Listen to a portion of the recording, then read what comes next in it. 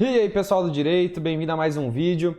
Hoje eu vim gravar num formato diferente aqui, a gente vai falar de fundamentos do processo civil. Então a gente vai fazer alguns insights, alguma introdução, beleza? Bora! Então vamos começar aqui falando das espécies de competência. Primeiramente, vale ressaltar que o que é competência? Competência é uma parcela da jurisdição. Jurisdição é o poder que o juiz tem de julgar a demanda que foi ajuizada, e ela se subdivide em vários aspectos. E nessas divisões que a jurisdição tem, é denominado o nome de competência, certo? Então aqui a gente vai ver as espécies de competência que tem. Primeiramente, tem a competência interna, ou seja, é aquela competência que é derivada disso, exatamente disso que eu acabei de falar, que é uma parcela da jurisdição, e ela tem algumas características, gêneros, tal. Então, ela tem dois gêneros. A competência interna ela possui dois gêneros, que é o gênero absoluto e o gênero relativo. Dentro do gênero absoluto, a gente consegue enxergar a figura de três espécies, que eu vou explicar mais para frente. Então, vamos só citar e daqui a pouco eu explico. O gênero absoluto da competência interna ele é dividido em quanto à matéria, quanto à pessoa e quanto à função. Já no gênero relativo, é quanto ao valor e quanto ao território. Certo? Vamos pular vamos já direto para a competência absoluta, para não demorar muito. Então, na competência absoluta, a gente consegue ver algo que apenas o Brasil pode julgar, apenas está na lei aquela forma de julgamento, o foro de eleição, etc.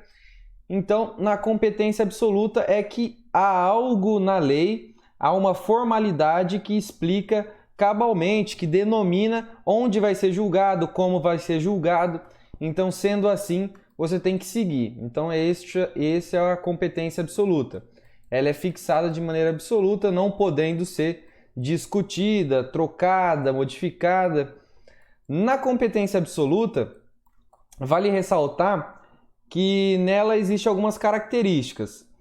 Uma das características da competência absoluta é que elas são matérias de ordem pública. Então, na competência absoluta, por ser uma matéria de ordem pública, você pode discutir a qualquer tempo. Então, pode estar no começo da ação, pode estar no final da ação. Se você observou que é um caso de competência absoluta de um outro órgão jurisdicional, você pode ajuizar a qualquer tempo, não tem nenhum ônus.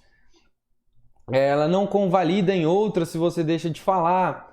Você pode arguir ela, então, a qualquer tempo.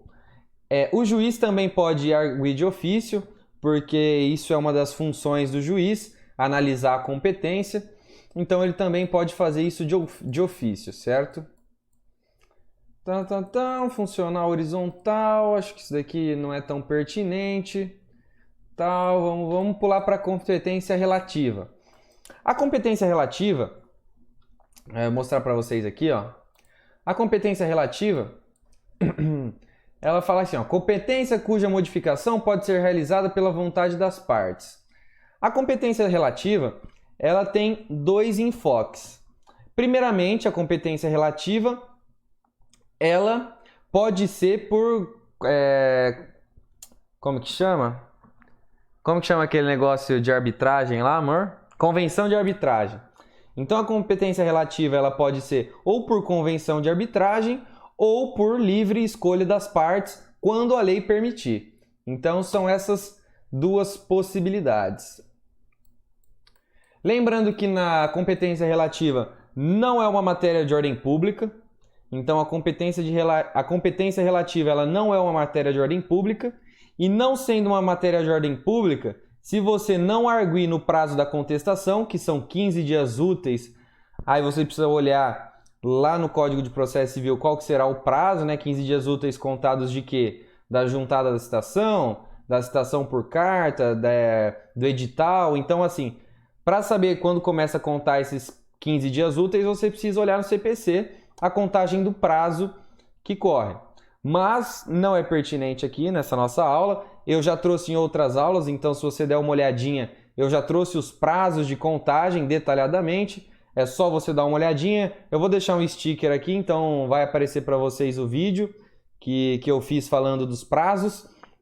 Mas lembrem que o réu, na hora de arguir a incompetência relativa para modificar a competência, ele precisa fazer na contestação. Não fazendo, vai convalidar em uma competência.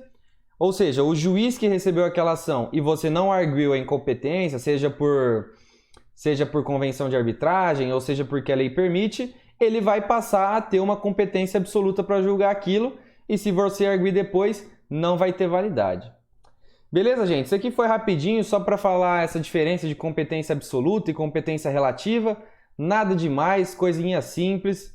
Tamo junto, valeu e tchau!